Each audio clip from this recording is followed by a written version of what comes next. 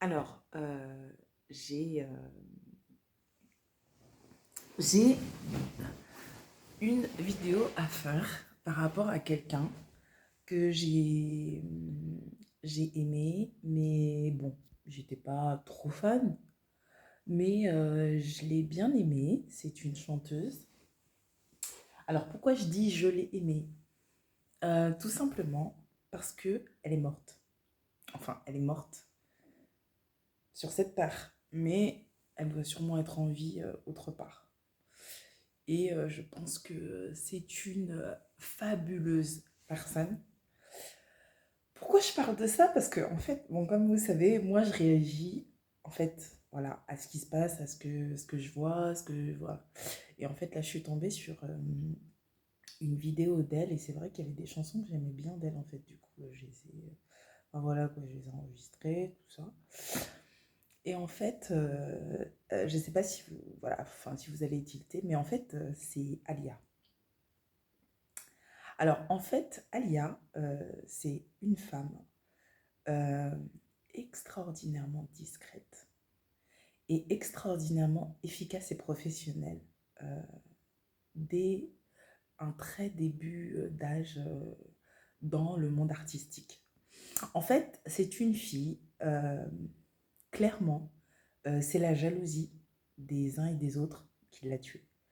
Parce que une fille comme ça, pour mourir à cet âge-là, il faut vraiment que les gens aient la rage contre elle. Et, et pourquoi je vais parler d'elle aujourd'hui? Parce que ça rejoint en fait le monde des pharaons, le monde de l'Égypte et le monde hébreu égyptien. Dans une autre vidéo, c'est pas sur cette adresse-là, mais sur une autre adresse, en fait, j'avais fait une vidéo comme quoi j'avais effectivement vécu dans l'époque hébraïque égyptienne et que je me souvenais de ma vie, d'une de mes vies antérieures. Et donc, à cette époque-là, j'étais hébreu-égyptienne, je travaillais dans la police et voilà, j'étais en Égypte, voilà, je travaillais pour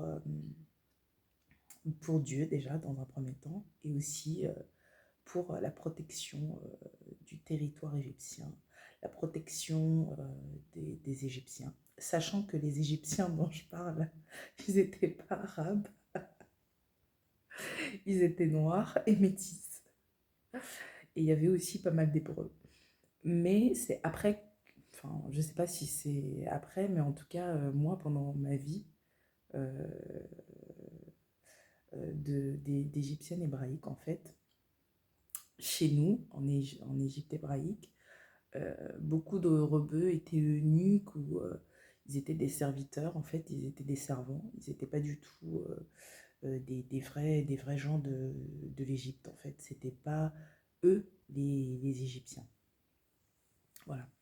Donc, donc voilà. Donc voilà.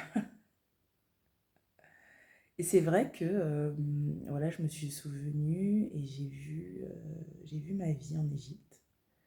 J'étais vraiment, vraiment très réjouie de travailler pour Dieu parce que j'étais aussi croyante. J'étais chrétienne aussi à l'époque en fait. Et j'étais investie, donc j'étais hébreu et égyptienne, donc j'avais deux nationalités. J'étais hébreu et égyptienne. Donc j'avais une mère hébreu et un père égyptien. Et donc, pourquoi je parle en fait de Alia? Parce que en fait, Alia, elle est d'une descendance aussi hébreu-égyptienne. Et c'est une femme merveilleuse qui a joué dans un film qui s'appelle...